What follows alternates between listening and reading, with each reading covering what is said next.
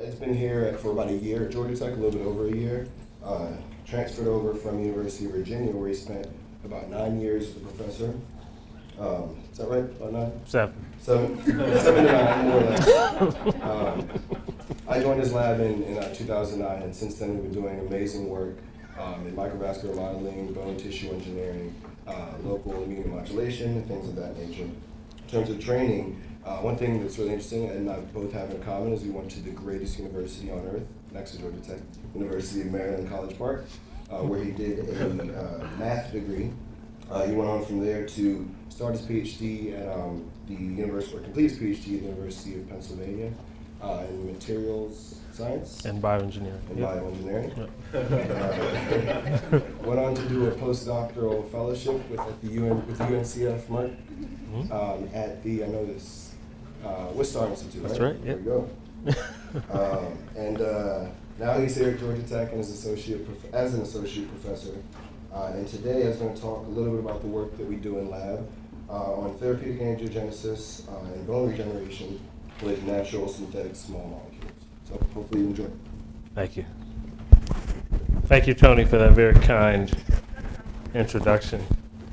Okay, so I want to talk today about some of our work in the study of and manipulation of signaling in the microvasculature and the degree to which perturbations to interactions that some of these the components of the microvasculature, particularly vascular endothelial cells on both the arterioles and venules and capillaries, as well as parasites, I'll talk less about today, and smooth muscle cells kind of work together, not only to supply blood flow to remodeling and regenerating tissues, but can also forge kind of a scaffolding for tissue regeneration in a wide variety of contexts. And so what you're looking at here is kind of a mesenteric microvascular network, and I kind of prefer this image over some of the classic depictions of capillary beds, just so that you can get at some of the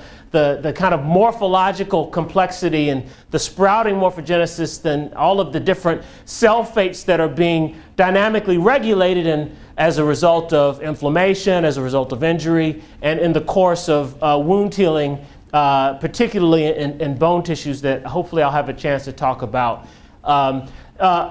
This sprouting morphogenesis in endothelium, as well as some of the soluble factors that are secreted by endothelial cells that can help to localize certain cells in regions that are undergoing some type of remodeling or that have been stimulated by injury or the presence of a biomaterial implant has been shown in a variety of animal models and embryonic models. This is actually just some actual human data. Just you're seeing some of these filopodial extensions, the shedding of microparticles, and just really just a representation of just dynamic processes in endothelium that happen during development that we can extract information from. Another developmental model, I believe this was in a zebrafish, where you can look at tied to certain subtypes of macrophage populations, and in association with this kind of microvascular network, where you can see two endothelial sprouts, and the point being that the presence and the contact with these macrophage populations can help actually establish this new circuit. And so these macrophages are actually serving as a guide for ongoing remodeling processes that is also something that we can take inference from and guide potentially new therapies and kind of regenerative medicine.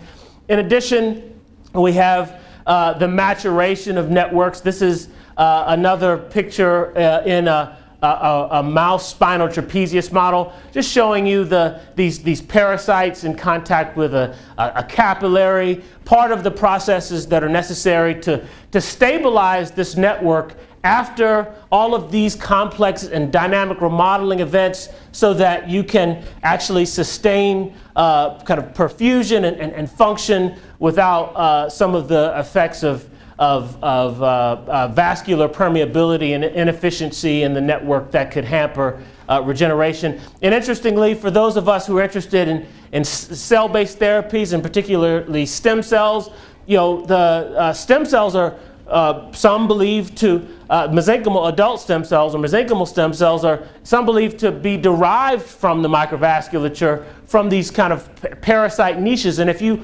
label mesenchymal stem cells and you inject them into different tissue contexts, you can actually find many of them in these perivascular morphologies, much like native parasites do. And the point being is that we can take away from these developmental models and some of the animal models bits of information that can help us understand what remodeling processes are most relevant in the adult and how those things can be controlled and regulated to achieve some therapeutic purpose. The particular route that I'll be talking about today is small molecule drug delivery. And I'll be talking about some of the particular signals that can be incorporated in tissue engineering constructs that can direct this process of vascular assembly in ways that we believe really harness the endogenous wound healing responses in ways that help tissues regenerate. And I'll be talking most specifically about the ways in which certain small molecules, both synthetic and natural, can regulate processes of monocyte and macrophage trafficking in the microvasculature to promote tissue regeneration. And so the class of molecules that I'll be focusing on hail from these sphingolipids, but more specifically sphingosine 1-phosphate. The point being is that this isn't, I mean, this is kind of my graphical representation of a very complex metabolic network that exists in every tissue that we could think about. But more importantly, we can perturb this network with an increasing array of modulators. So we can take, as you can see, the S1P is irreversibly degraded by S1P lyase. There are inhibitors to this compound. We also have agonists and antagonists of S1P receptors. There are 5 known S1P receptors. High affinity G-couple receptors. There are a wide range of selective agonists and antagonists that not only have an effect on S1P receptor signaling, they also have a dramatic effect on the metabolism because they compete for some of the same enzymes that are kind of maintained in this, you know, some call sphingolipid rheostat. And we can kind of tip this balance locally within tissues through drug delivery and implantation of biomaterials. And the reason that we are particularly interested in this is that the concentration of sphingosine 1-phosphate in particular is tightly regulated between the blood and the kind of these perivascular spaces. S1P is you can find it at about in the micromolar range in the blood and micromolar range in the plasma, and at much lower levels in some of these perivascular niches. And the maintenance and perturbations of this gradient is associated with already a wide range of really important biological processes. So S1P receptor metabolism and signaling is really key in the egress of lymphocytes from the lymph node. There's actually a drug called FTY720 that I'll talk about today that is marketed now, I think, under the name Gilenya, which is used for the treatment of relapsing remitting multiple sclerosis. But oral delivery of this drug actually sequesters all of the lymphocytes into the lymph nodes and induces a form of immunosuppression or lymphopenia. S1P receptors also are known as direct osteoclastic precursors from the bone surface. And so osteoclastic precursors can follow an S1P gradient from active bone remodeling surfaces back into the bloodstream. Hematopoietic stem cells also use S1P gradients to exit or to egress from extramedullary sites into the lymph in kind of classic patterns of recirculation in these tissues. And so these things are known and are all areas of kind of active, ongoing investigation of how exactly this small molecule is playing a role in important biological processes. What we've done over the past several years I hope it's not 9 yet, at least, but who's counting except for my students? But so one of the things that we like to do is we like to do intravital microscopy so that we can see active microvascular remodeling processes that are being perturbed by the presence of biomaterials. That biomaterial may also present some gradient in some known molecule. Many of you will be familiar with growth factor delivery strategies, which we've also done. But we'll be talking about some specific small molecules today that are perturbing this gradient of S1P that we spoke about. And one of the questions that has really intrigued us is how the presence of these altered S1P how altered S1P metabolism and S1P signaling in the proximity of biomaterial implants can impact the way in which these implants integrate into host tissues and direct certain processes like angiogenesis and vascular maturation. And I'll focus a little more specifically today on particularly this classic wound healing or foreign body response that has been characterized by many people. I just took one of our own professors here in a review written several years ago, but this idea that monocyte macrophage populations are really the conductor of really complex processes that dictate how the fibrosis associated with the presence of a biomaterial implant, or how well a bone implant may integrate with osseous surfaces, or how effectively we can grow new microvascular networks when delivered in some type of a vehicle. The interactions of monocyte macrophage populations will become important, and by using these intravital microscopy, these live animal imaging models, we can get pretty good resolution of kind of these venules and the sprouting morphogenesis from these kind of adult tissue vessels in response to our therapy and in proximity to certain implants that we've placed in this environment. So this idea of monocyte macrophage populations again, I think many people kind of adhere to this idea that the activity of monocyte macrophages are one of the primary indicators of how well your implant is being tolerated. So if this were kind of a classic depiction of what happens after injury or infection, you can see neutrophil accumulation just kind of represented as a kind of a hypothetical maximum within hours. Those neutrophils begin to die and shed microparticles that do a variety of things to condition the inflammatory environment in a way that will recruit monocytes and generate macrophages, but eventually will resolve itself under the best circumstances.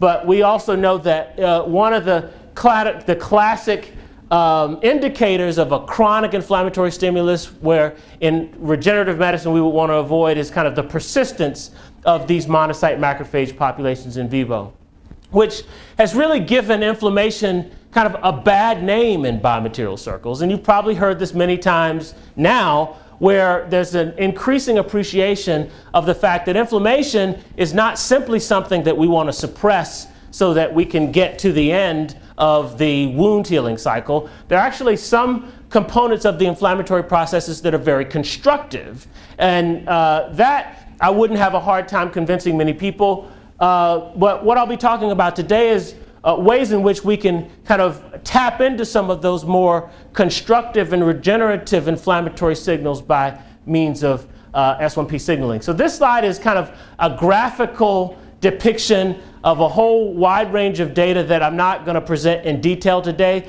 but suffice it to say that we can take very well characterized biodegradable polymers like polylactic co-glycolic acid that is available in a variety of different formulations. Its degradation rate can be tuned, its hydrophobicity and its wettability can be tuned in ways that help us control the rate of diffusion or release of a wide range of compounds. We focused on both sphingosine 1-phosphate itself, as well as some S1P receptor targeted molecules. I've mentioned F2Y720. I'll mention others as we go along. So those are the synthetic and natural small molecules that I spoke about in the title. And we've characterized how the polymer properties and the rates of degradation and the specific interactions that these bioactive lipids have with this polymer can sustain the release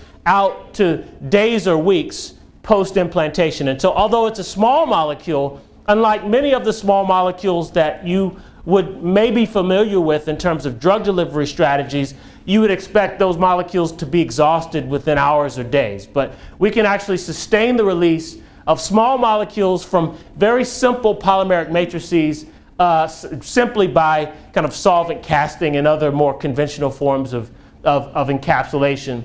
And we have some amount of tunability by nothing fancier than just selecting different polymer vehicles. And we can put this into our in vivo models, and we can kind of study how we can expand both the density and the caliber of vessels that surround our implants.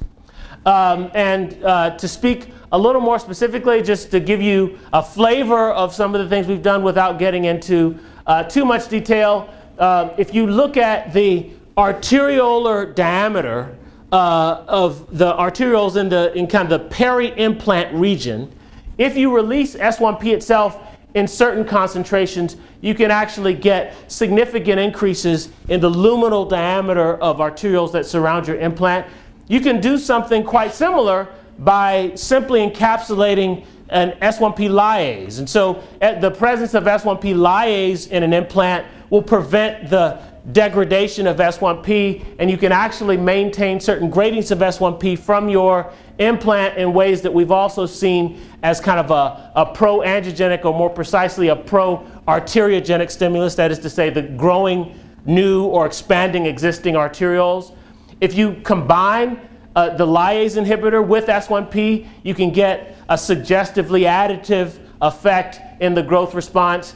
And you can also use a selective agonist of S1P receptors. So FTY720 is a selective agonist of S1P receptors 1 and 3 for the purposes of this presentation, although it also has activity at 4 and 5.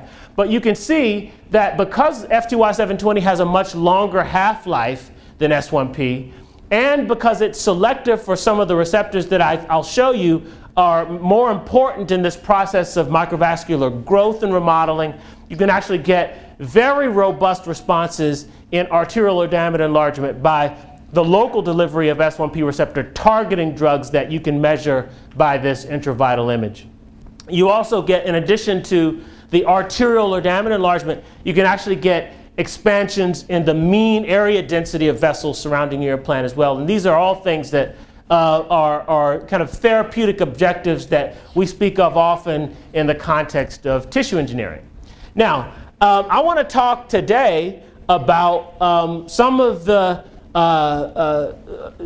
studies that we've done recently to try to understand the mechanisms underlying this growth response that we see in response to kind of altered gradients in S1P signaling, or the presence of selective agonists of S1P receptors in the context of drug delivery. So one of the first things we did several years ago is that we took our dorsal skin for window chamber. Now this is a model where we're just pulling up the dorsal skin in a mouse, and we're cutting down to the reticular dermis, and we're affixing a window into that tissue.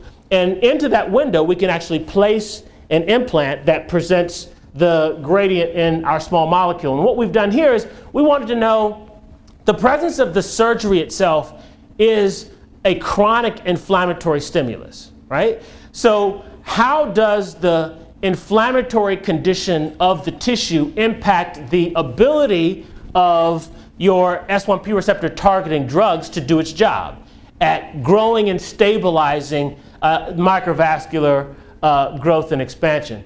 And surprisingly, one of the things that we saw is that what you're seeing here is that if you implant immediately after surgery, you get a growth response somewhat like what I showed you before. But if you wait 7 days for that tissue to accumulate large numbers of leukocytes, and we've done measurements that that this skin is crawling with macrophages by 7 days. Okay, so you put your implant in at that 7-day time point, you actually see the most significant increases in arteriolar diameter enlargement and increases in mean area density. That is to say, the drug works better when the tissue is more inflamed, which is somewhat opposite of what we believed. Now, we also did some multiplex cytokine profiling of tissues that have been in kind of the peri-implant region, where we just implanted PLAGA. So this is 50-50 polylactic co-glycolic acid in this kind of dermal tissue. One is just an unloaded implant. Another has FTY720, right? In the same loading ratios that produce the most robust growth responses in terms of our intravital measurements. We actually see significant decreases in some of the cytokines that are associated with a chronic inflammatory stimulus. Okay, so and this is not as straightforward as it may seem, because as I said before, inflammation is a necessary process in the normal wound healing cascade in every tissue, and so we're seeing dramatic regulation and in some cases reduction of some of the inflammatory cues that in early stages of wound healing are very important, but we're still seeing more long-term indications of enhances in microvascular growth and remodeling. So what you're seeing here is dramatic reductions in TNF and MIB, RANTES, IL-6.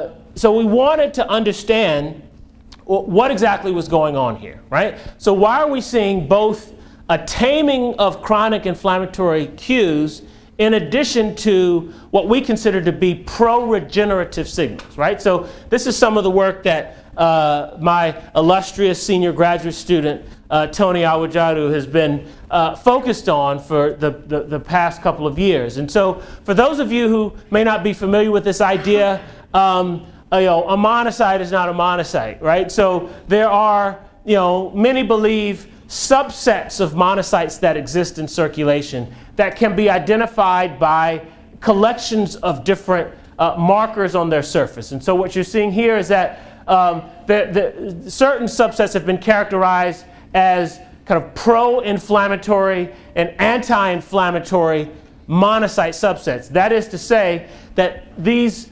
monocytes produce or secrete some of the signals that one would associate with kind of tissue deterioration and a chronic inflammatory stimulus, although that doesn't make them bad. And these monocytes actually are associated with the generation of things like VEGF and other cytokines and growth factors that you would associate with wound healing. You may also be familiar with the idea that once these monocytes have extravasated into tissues, there are also categorizations of different macrophage populations. There's kind of, I guess in the simplest depiction, you have M1 classically activated macrophages, and here are some of the things that M1 macrophages are associated with, and in a tissue engineering context, all things that we would certainly want to control if not avoid. And here we have these alternatively activated macrophage populations. And I will wade gently into the controversy about whether anti-inflammatory monocytes give rise to alternatively activated M2 macrophages, although I'm not ready to kind of stake a definitive claim on it, but I'm aware that there's a controversy. Many of you may have your own opinions. But to the extent that you accept that there are subtypes in blood and subcategories of macrophages that exist in tissues that are known to play significant roles in things that we want to control, we're attempting to study those things and understand the degree to which S1P signaling may be exploitable, if that's a word. So we can isolate from blood, from bone marrow, from spleen, these different subtypes. So here, this is kind of an image stream flow cytometer, something I'm just highlighting because we desperately need to get this here at Georgia Tech some way. But we can identify these populations of cells, and we can sort them, and we can begin to understand how they might respond to some of the cues that we're presenting by release of S1P targeted drugs. So in this case, we just took your anti-inflammatory monocytes and your inflammatory monocytes, and we said, okay, let's just hit these guys with FTY720. And so for the purposes of this discussion, consider FTY720 a selective agonist of S1P receptors 1 and 3. And we wanted to compare the secretion of these pro-inflammatory this pro-inflammatory panel that I showed you from tissue extracts. We wanted to compare what the production rates of these mediators were from the cells themselves in vitro. Okay, and so in this case, we actually compared it to another compound called SEW2871. This is a selective 1 agonist compound. And what we're seeing is that relative to the 1 agonist compound, this FTY720, and particularly compounds that are agonists of S1P receptor 3, we began to see were very highly correlated with these suppressive inflammatory effects, okay? So not only am I showing you kind of a confirmation of the activity of FTY720 and suppressing some of the pro-inflammatory mediator production in both the anti-inflammatory and inflammatory subsets, I'm also showing you that there is a significantly greater effect by compounds that are targeting S1P receptor 3, something that I'll come back to. And that is because if we take we extract from the mouse, as I showed you, anti-inflammatory monocytes and inflammatory monocytes, we began to see that the anti-inflammatory subset was overexpressing S1P receptor 3. So here we're showing it in a Western blot, and we're also showing that the amount of S1P receptor 3 expression was actually increased by incubation with FTY720. So the drug we're using that's an agonist of S1P receptor 3 was increasing the level of expression, and the basal expression levels were higher in the anti-inflammatory subsets overall. If you look at the message by RT-PCR, you also see significantly greater expression of the S1P receptor 3 at the mRNA level, and no distinction between the expression levels of S1P receptor 1. If you look at murine, so if we take a murine macrophage cell line, and we use cocktails to polarize these macrophages into this classic M1 and M2 macrophage phenotype, we actually see a similar pattern in that we see higher levels of expression in what I'll call the wound healing macrophages of S1P receptor 3, and virtually no changes in S1P receptor 1. And so what this top panel is showing you is that these anti-inflammatory monocytes and some of these alternatively activated macrophage populations are overexpressing S1P receptor 3, S1P receptor 3. And this is also the case in this human monocyte cell line that we polarized to the M1 and M2 macrophages as well. So you're seeing here higher surface expression of S1P receptor 3 in the M2 macrophage subset. Then we took those cells, still in vitro, and we said, okay, what are some of the cues that may be upregulated in tissues that are regenerating? And SDF1 is a popular choice for reasons that I'll come back to in just a second. But what we showed is that the anti-inflammatory subset showed significantly greater SDF1 chemotaxis than did the inflammatory subset. And we also showed that FTY720 here again, so agonists of S1P receptor 3, actually enhance SDF1 chemotaxis. And we also showed that in comparison to a S1P receptor 1 agonist we don't see this effect. And so again, we're showing that agonist of S1, so activation of S1P receptor 3, we're associating with enhanced chemotaxis to known regenerative cytokines. And we also wanted to check to see whether, okay, does exposure to FTY720 and activation of S1P receptor 3, does it change the phenotype of the monocyte or macrophage populations from, does it shift them from inflammatory to anti-inflammatory? And the answer is no. We don't see any evidence that FTY720 is switching inflammatory monocytes to the anti-inflammatory phenotype. So what this suggests is that if there is a mechanism of immunoregulation leading to enhanced regeneration, it's likely through this recruitment mechanism with with growth factors and chemokines that are present in the tissue. And so to further convince ourselves that this is S1P receptor 3 mediated, the S1P receptor 3 knockout mouse is viable.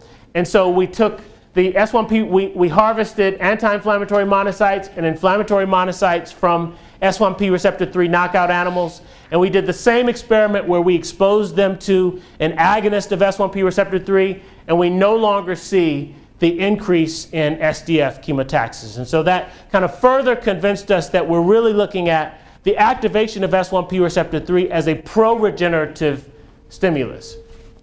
Now we wanted to look a little more specifically at some of the what's going on in tissues. And so this is a complicated slide, but just these are some of the cocktails that are known to induce these specific macrophage populations. I only talked about M1 and M2 for simplicity. For those of you who are kind of more familiar with this concept, you'll know that there are actually subcategories within M2 that play different roles. We're mostly interested in M2A and C in our case, and we're going to use. I'll kind of point out some of the markers that we'll use to distinguish these macrophage subsets when they come up in our histology.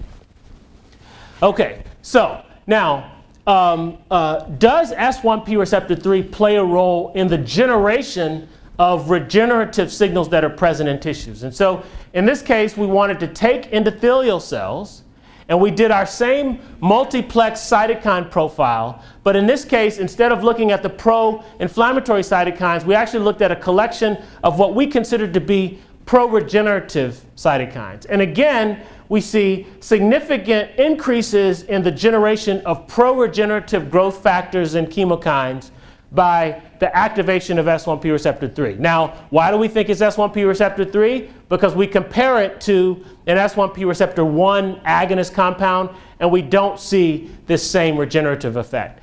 In addition, we also have a compound here called VPC-01091. This is a S1P receptor 3 antagonist.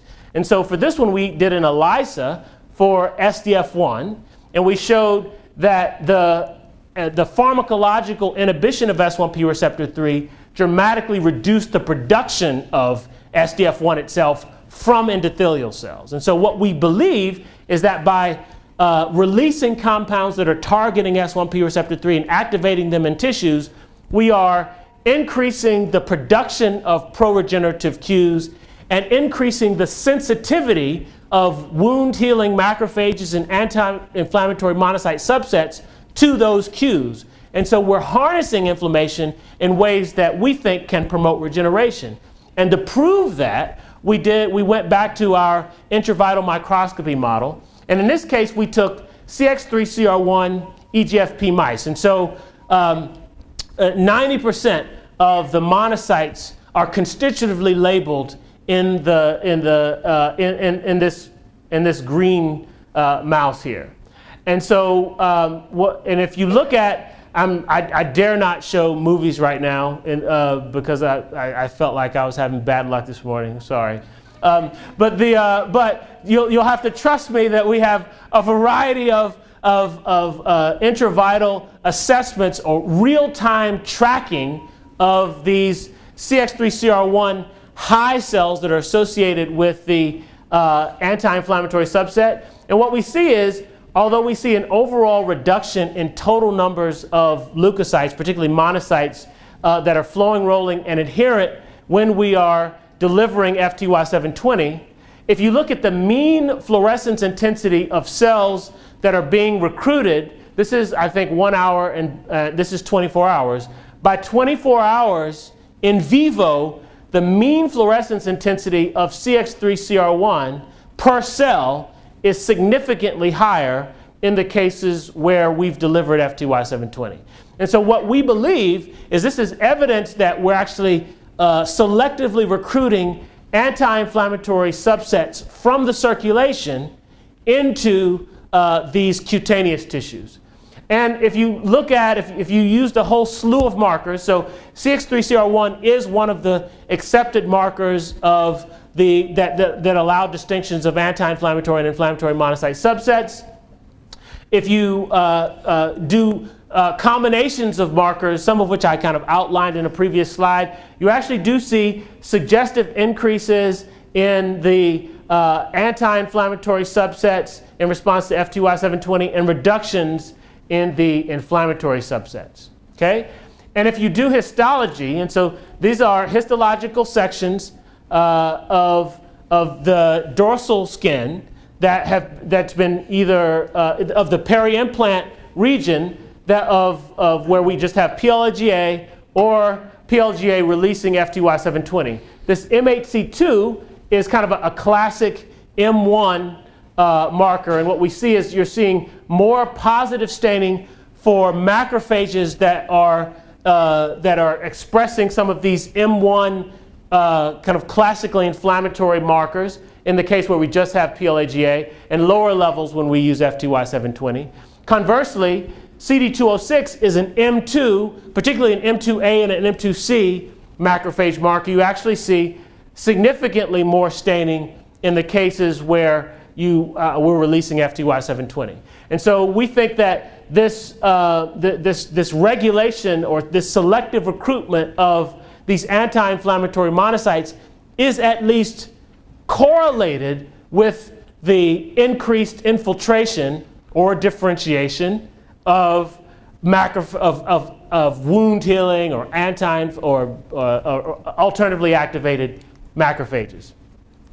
So now, there are a lot of competing ideas about how this process is happening. So if you accept the idea that we can increase the numbers of anti-inflammatory monocytes that enter tissues as a result of the pharmacological activation of S1P receptor 3 or other S1P receptor 3 drugs, if you believe that, one of the competing ideas about why we would see that is not that we're enhancing the recruitment of those cells from the circulation. One of the more popular competing hypotheses is that we're actually recruiting, a monocyte, right? So a monocyte is a monocyte, but the local microenvironment is conditioning that monocyte to exhibit one of these so-called inflammatory, anti-inflammatory phenotypes, right? So we wanted to see whether there was some indication of that's true in our case. And so we did an adoptive transfer experiment where we isolated inflammatory monocytes from the spleen. I don't know where we got it from. I assume we got it from blood and spleen or bone marrow. Bone marrow, all right. So we isolated the inflammatory monocytes from the bone marrow. We labeled them with a lipophilic dye, so dye I, so we can know what the donor inflammatory monocytes were. And you can put these cells into the circulation of a host mouse, and those cells will be viable for several days, right? So then, after we did the adoptive transfer, we did our backpack surgery. In certain cases, we put in PLGA, or our implant, our degradable polymer. In another case, we put our degradable polymer in, but that polymer is releasing this immunomodulatory drug, FTY720. So what we're looking for is some indication, right? If the microenvironment is conditioning the monocyte to exhibit some of these alternative phenotypes, right, you would expect to see some of the dye-I label cells exhibiting the marker expression that we associate with the anti-inflammatory subset. You follow? So, so this isn't showing up all that well, but here are some montages of an implant in the backpack, right? So what you're seeing, these little orange patches around the implant here, so those are our di-eye labeled inflammatory monocytes, right? Or these are at least di-eye labeled cells, right? And here's our FTY case. There are some orange or di-eye labeled cells that are present in both these peri-implant regions. It appears to us at this point, this is something we haven't quantified rigorously, it appears to us that many of these di-eye labeled cells, these inflammatory monocytes, are actually in contact with the interface of the material, whereas we see them more diffuse in the FTY720 case. But more importantly, what we don't see, if you just count cells from the intravital images, we don't see any indication of greater numbers of our di-eye labeled cells in the case where we have FTY720. And if you actually look at the classic marker combinations that distinguish anti-inflammatory and inflammatory subsets. So in the interest of time, just let's look at this tissue level expression. We don't see an indication of higher numbers of di-eye labeled or di-eye positive anti-inflammatory monocyte cells. So in our hands, we're not seeing an indication of the transdifferentiation, if you will, of inflammatory monocytes that we have donated to a new animal to anti-inflammatory monocytes. And so to kind of further support this idea that it's a recruitment mechanism, we generated a mouse, bone marrow mouse chimera. So as I told you, the S1P receptor 3 knockout mouse is viable. So what we did was we lethally irradiated a mouse. We reconstituted with bone marrow that was deficient in S1P receptor 3, right? And what we wanted to see was whether we could basically to do a loss of function experiment. That is to say, now in this chimera where the circulating cells, so the cells that are in the blood, if they lack S1P receptor 3, can you still produce the growth response in response to FTY720? And you can't. And if we reconstitute with wild type marrow that has S1P receptor 3, we can increase both the mean area density as well as the arteriolar diameter enlargement. But we did the reverse experiment as well. So we took an S1P3 knockout mouse, we lethally irradiated it, and we reconstituted with wild type bone marrow. So in this case, the bone marrow cells that we say are being recruited into the tissue, they have S1P receptor 3, and they can respond to FTY720. But in this case, the local cells, the local host cells, they don't have S1P receptor 3. And we couldn't recover the function. So that suggests to us that there's some type of reciprocal signaling going on that is somewhat consistent with what we showed earlier. So I showed you that FTY720 in vitro, when stimulating endothelial cells, was increasing the production of pro-regenerative cytokines. So it could be that you not only need the local recruitment of these cells from circulation, but you also need the local production of certain cooperating or partnering chemokines in order to produce the regenerative response that is of greatest interest to us. So what I'm going to do now, in the interest of time, is I'm going to wave my hands and make two other claims for slides that I won't have time to go over in detail, and then I'm going to show you what some of the implications are for what we've shown thus far in more kind of classic regenerative medicine models, particularly in bone. So I'm going to show you some kind of bone healing data, mainly because it's in the title. But so in support of this idea that S1P receptor 3 may be playing a role in stimulating endothelial cells to produce pro-regenerative cytokines, we have taken a look using microfluidics. And so this is kind of a, we have in this case, this is a static microfluidic culture model. In this case, I guess it's not fluidic, but we put endothelial cells around these posts. Some of you will be familiar with this model because Roger Cam has kind of popularized this particular design, and we've used it in our laboratory for the last year or so. And basically, you can see, you can get a good quantitative picture of sprouting morphogenesis in endothelial cells in response to vascular endothelial growth factor. If you stimulate those cells with FTY720, you actually see a suppression of a lot of that sprouting morphogenesis. If you actually use a pharmacological inhibitor, so these two compounds differ by the fact that one is an agonist of S1P receptor 3 and another is an antagonist. And we actually see a recovery of the sprouting morphogenesis in these, in both HUVECs, so venous cells, in addition to these Hake cells or these arterial cells. And so this is kind of supporting the idea that S1P receptor 3 is playing a role not only in some of the kind of what I'll call angiocrine signaling production, so the production of certain regenerative chemokines that may play important roles to recruit endogenous cells. It may also be playing a significant role in directing processes in remodeling in the vascular network.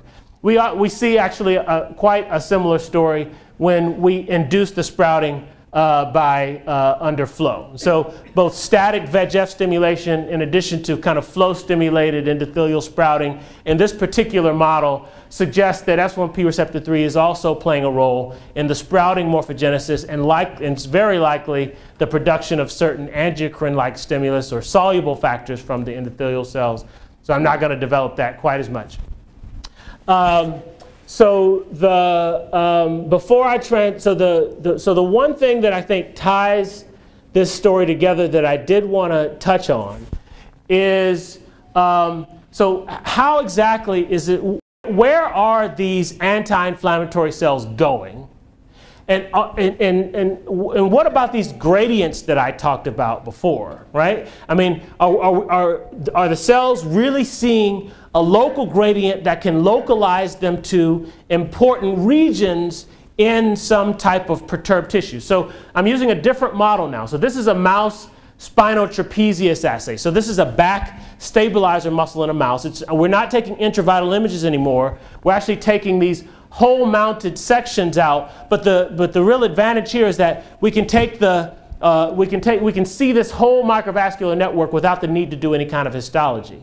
And because we can do it in a mouse, we can use a variety of transgenics that we have on hand. So in this case, our collaborators, particularly Shane Pierce-Kotler at UVA, kind of affectionately calls this the Christmas mouse. And so this is a cross of an NG2, an NG2 red CX3CR1 EGFP mouse. And so all of your parasites and your smooth muscle cells are going to be red. Some of your your monocyte populations are going to be green, and so kind of looks like Christmas, right? Red, green, and then just for good measure, we threw some blue in here. So we did lectin staining of endothelium. So endothelium's blue, NG2 or smooth muscle is red, outlining some of the more mature vessels, and then you have CX3CR1. That is one of the indicators of this anti-inflammatory subset. And what you're seeing is that we've done this both by virtue of the density and both the proximity. The CX3CR1 high cells we find in proximity to the most actively remodeling watersheds in the network. And so you can do this just by virtue of putting an implant in. You can also do this by doing upstream ligation here into this network, so you can create kind of a watershed of a mild ischemia, which is also associated with the increased production of SDF1, by the way. But in this case, you actually see the cells actually that are adopting this kind of perivascular-like niche. And just to convince ourselves that this is associated with a selective recruitment of some of these subtypes that I spoke about earlier, in this case we did CD206 staining, and what you're seeing here is you can actually see the well, I'm speculating here, but what I think you're seeing is the extravasation of CX3CR1 cells from this post-capillary venule, and you can see them being recruited to these arterioles. And the idea, we think, is that one of the ways in which FTY720 is inducing this remodeling process and microvascular network expansion is by selective recruitment of these cells that not only are generating a paracrine stimulus, but they're actually doing so in specific perivascular regions that I think make their that render them of greatest effect or greatest benefit in the context of regeneration. And overall, the vast majority of CX3CR1 positive cells are directly in association with vessels, right? So if you just look at total numbers of cells, in the case where we have delivered FTY720, it's pulling those cells toward the vessels themselves.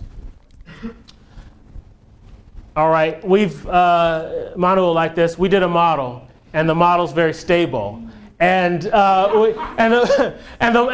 model actually allows us to make a certain, we're drawing an inference from it, okay? You'll have to trust me. The eigenvalues are all okay, Manu. But but inflammatory stimulus in endothelial cells actually results in the kind of the shunting, we call it, or this significant increase, this transient increase in S1P production. And we actually think that this shunting effect of inflammation may be one of the things that are actually serving to localize those cells once they've extravasated to some of the more active remodeling microvascular networks. And unfortunately, I don't have time to develop that too much more. And I'm going to skip the sickle cell stuff entirely. Okay, so several slides on bone and then I'll quit. Okay, so now, I've showed you a microvascular network model. You can see microvascular network expansions. Does this have an impact on the rates in which certain tissues that we're interested in heal? I'm very interested in bone tissue engineering in particular. It's still a very clinically and medically significant problem. We need new technologies that can enhance the integration of bone implant materials with host bone and can increase the production of new bone in spaces where there may be some bone void. In this case, we've actually created PLGA nanofibers that are encapsulating FTY720, and we've put those in our backpack model, and we've done some of the same things we showed before, but we're showing you here that we're seeing reductions in fibrosis, and we're seeing significant increases in the recruitment of macrophage populations that we would consider to be these anti-inflammatory, or these alternatively activated or M2-like macrophages. If you take bone marrow aspirate and you treat it with FTY720 and you do a chemotaxis assay to SDF1, you actually see significant increases in the chemotaxis of mesenchymal stem cells from the bone marrow. And so FTY720 is also enhancing the kind of the chemokine response of certain cells that are bone progenitors. And by the way, the FTY720 was presented from kind of a nanofiber surface. As a consequence, we created a critical size mandibular defect in a rat. We put the nanofiber mesh on, and then we did microfill, contrast enhanced micro CT, and we saw significant increases in vascularization, particularly in some of these medium caliber vessels in the regenerate bone tissue. And most importantly, we saw very significant increases in the amount of new bone that's actually formed in this tissue defect in the case where we're delivering FTY720 from these nanofibers. And that increase is kind of borne out on some of the histological sections that we've taken. But more importantly, and I'll stop here, more importantly, we're seeing kind of a consistent story in that these inflammatory monocytes are filling, or sorry, these M1 macrophages are filling the regenerate tissue in the non-healing nanofiber alone case, but we see much more significant numbers of these alternatively activated or M2 macrophages in the regenerate bone tissue where we've delivered FTY720. And so we think that this strategy of enhancing or really tapping into the kind of host inflammatory response is going to play itself out in similar ways in other tissues, as we certainly think it does in bone. So I just want to thank everyone here. I got to get a new slide and we got to do more word art at Georgia Tech with some of the new people. But I kind of gave Tony his shout out as well. Molly's not in the picture, so I'm like I feel doubly bad. But Molly Ogle, my postdoc of a few months here, has actually done yeoman's or yeowoman's work, I don't know what you call it, also in producing a lot of this data. Some of the mandibular defect data as well was done by Claire Seeger, who may or may not be here, in cooperation with Anasuya Das, who, look, they're making the H. So they actually partnered in. There's no H in mandibular, though. That would have been convenient. But I also want to thank my funding sources, particularly NIAMS, NIDCR, NSF, and thank you for the opportunity to present today.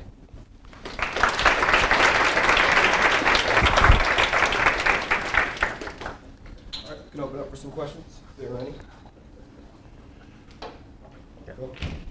So this is really quite fascinating. I was kind of curious when you were talking about the appearance of these alternately activated or the M2 macrophages around the blood vessels, and wondering if you've looked at the endothelial cells at all and the effect of your agonist on the S1P receptor 3 on endothelial cells to see if they're reducing their inflammatory response in terms of increased ICAM1 or the adhesion molecules that monocytes would use to get the tissue or anything like that. So in vivo or in vitro? So we've done some in vitro measurements of some of the cytokines. The multiplex analysis I talked about a bit.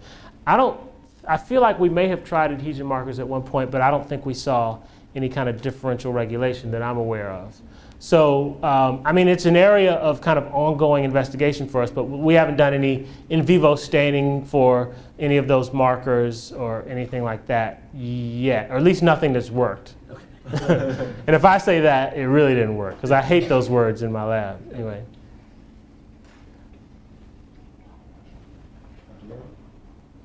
Some of the effects that you have resemble what might happen if resolvins were being modulated. Yeah. Has anybody looked to see if there is any link between S1P or the S1P receptor and resolvins? Not to my knowledge, but I mean that's certainly an area that we're interested in. I would say two things to that. Number one is, we have one of the things I didn't have a chance to show is that we think that that S1P stimulation and some of these compounds that we're using are playing some role in microparticle generation from neutrophils and other kind of cells that some of the microparticles that carry higher levels of resolvins. So we think that there may be a connection there. But in terms of more direct connections between S1P and resolvins, we're not aware of any to date. Yeah. So I finally got the whole S1P3 story now. It's nice to get it all put together. But then, so what are the other factors that could be from the tissue that would be recruiting these cells? And how do you guys have a way that you're thinking about testing that? The other factors from the tissue that could be, other than SDF, you're saying? Right. Or that when you did the S1P3 reconstitution. Right. Oh, you're hung up on that too. Yeah, I mean I really wish the restoration of function experiment had worked, because it would be a simpler story. Yeah. But if you're going to claim some reciprocity, then I think your question is a fair one. What signals are kind of most responsible for actually directing those cells to where they're going? We've really focused on SDF1.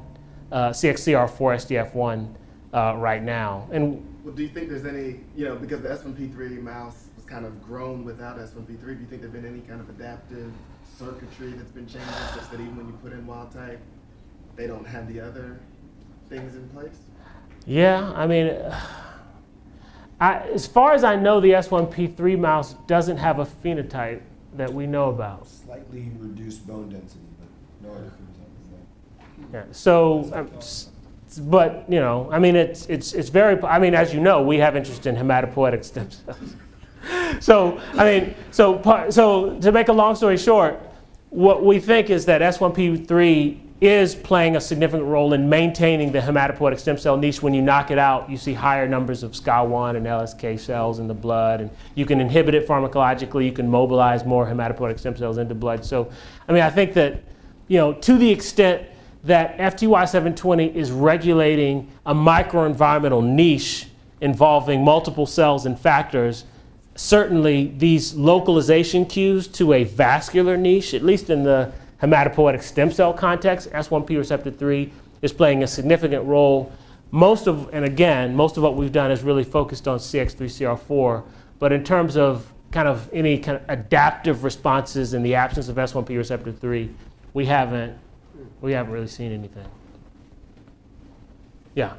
I'm very interested in the last part related to bone regeneration. My question becomes, what's the advantage of your approach, S1P based approach, compared to like conventional method? What's the conventional method for selectively recruiting? Like growth factor. No, not recruiting monocytes or like BMPs. Right. Okay. Well, I mean, I think that around here, I'm sure you've seen multiple people make reference to the fact that BMPs, have generated a certain amount of controversy surrounding some adverse events like ectopic bone formation, chronic inflammation and things like that. So I think that, in the context of bone, I think this is more of what I would call an endogenous tissue engineering strategy, where you're actually harnessing, host cues to enhance regeneration, which has some appeal. But beyond that, I think if you look, part of the reason I'm here, frankly, is that I think that if you look at in the cardiovascular realm, things like MI, stroke, even spinal cord, which we're beginning to look at, the balance of anti-inflammatory cell recruitment and the activities of M2 macrophages play a really significant role in the outcomes of regeneration in those other tissue contexts in ways that I think others have shown much more definitively than anything that exists in bone right now. So the hope is that if we can define pathways of molecular regulation and selective recruitment of some of these therapeutic cells, it can be applied in other contexts effectively. But our lab historically has not been big on heart attack and stroke models, but it's something that we hope to do. Yes. I have a basic kind of biomaterials related question.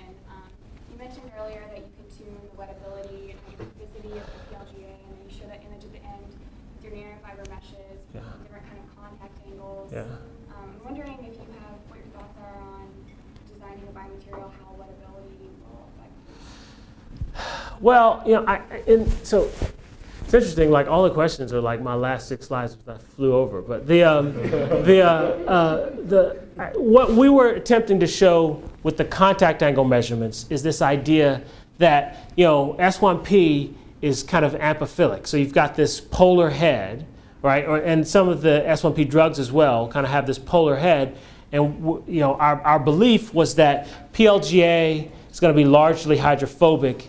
And so what we think is that that nonpolar tail is kind of going to bury in the polymer bulk, and you're going to kind of decorate these head groups onto the polymer surface. And that, if you look at like Avanti Polar Lipids and other companies can actually sell these amphifiles that supposedly can modify nanospheres and microspheres, and basically exploiting some of the same property, right? So what we were trying to show is that by virtue of altered wettability and contact angle, it's supporting the idea that we're modifying that material surface, right?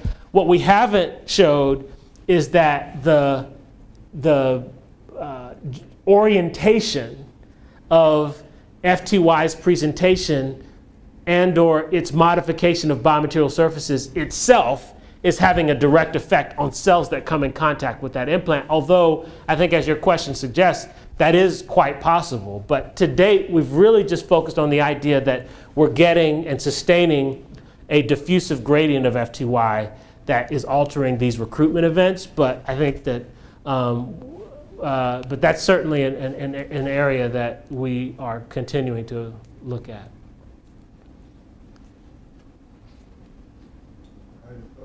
One more question? Only if we have questions. Yeah. Right.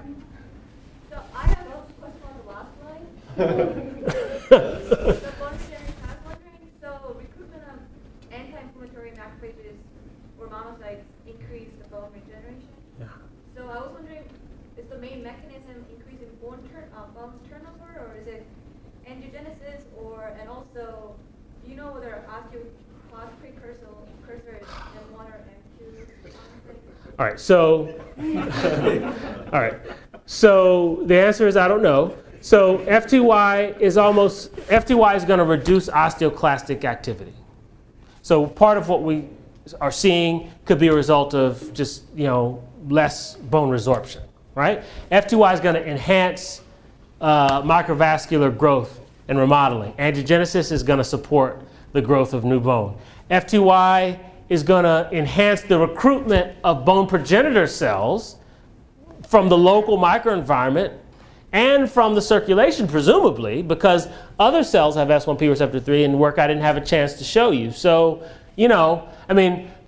so the good news to me is that all of our speculated, mechanisms of FTY, S1P receptor 3 agonist effects in the context of bone, all of them would enhance bone, right?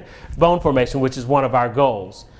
To be able to distinguish the respective effects of them is something that we haven't been able to do. But that is partly the reason why, hopefully it came across that we use multiple models, some of which are focused on visualizing actual single cell recruitment events and what those cells do, some of which are focused on whole network remodeling and what the spatial relationships are between cells that are recruited and the microvascular network, some of which are in the kind of orthotopic bone regeneration context proper.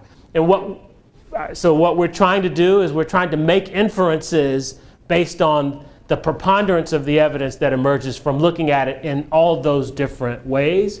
But I don't know that there'll be a time where I can say, it's angiogenesis or, it's stem cell recruitment, although, who knows? Computational model, thank you. All right, thank you very much.